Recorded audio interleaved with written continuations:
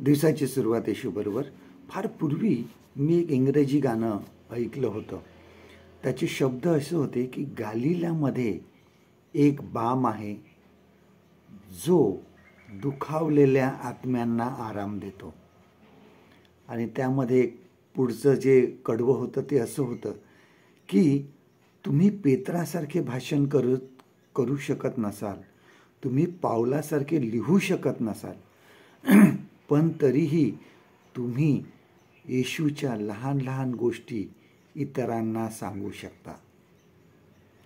ह्याच्यामध्ये हा आशय होता की तुमचं किती तुम्हाला असं वाटत असेल तुम्ही बोलू शकत नाही, तुम्ही चांगलं काही करू शकत नाही, तुम्ही चांगले वक्ते नाही, परंतु देव तुम्हाला सहाय्य करतो.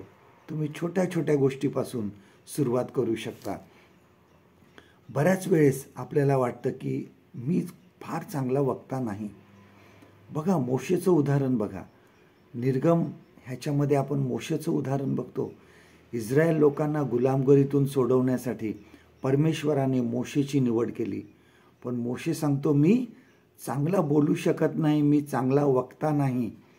परंतु परमेश्वराने त्याला चमत्कार करून दाखवला की तू ह्या चमत्काराद्वारे तू हे काम कर. काठीचा साप झाला, सापाची काठी झाली परत. परंतु तरीही मोशे काही तयार झाला नाही. तो सांगतो मी मुखाचा जड आहे आणि जिभेचाही जड आहे, परंतु मला ते जमणार नाही. शेवटी परमेश्वर त्याला म्हणाला की मी तुझ्या मुखाला सहाय्य करेन, मी तुझ्याद्वारे बोलेन, तू काय बोलायचं ते मी सांगेन, तू फक्त बोल. आपल्या जीवनामध्ये सुद्धा आज आपल्याला देवाने पवित्र आत्मा दिलेला आहे. तो आपल्याला सहाय्य करतो, तो आम्हाला विचार करायची शक्ती देतो, तो आम्हाला बोलायची शक्ती देतो. कुठेही तुम्ही देवाचं वचन सांगण्यासाठी जाल, भिवू नका, कारण देव तुमच्याबरोबर आहे. ज्यावेळेस तुम्ही देवाचं वचन सांगता त्यावेळेस अगदी न भिता सांगा, कारण देव तुमच्याबरोबर आहे. तो तुमच्या मुखाला सहाय्य करणार आहे. काय बोलायचं आहे ते तुम्हाला तो सांगणार आहे.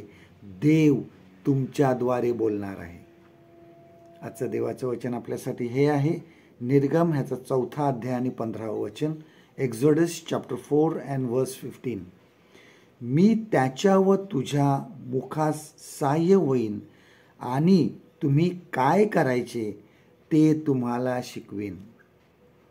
परमेश्वर करो आजचा दिवस तुमचा आशीर्वादित करो.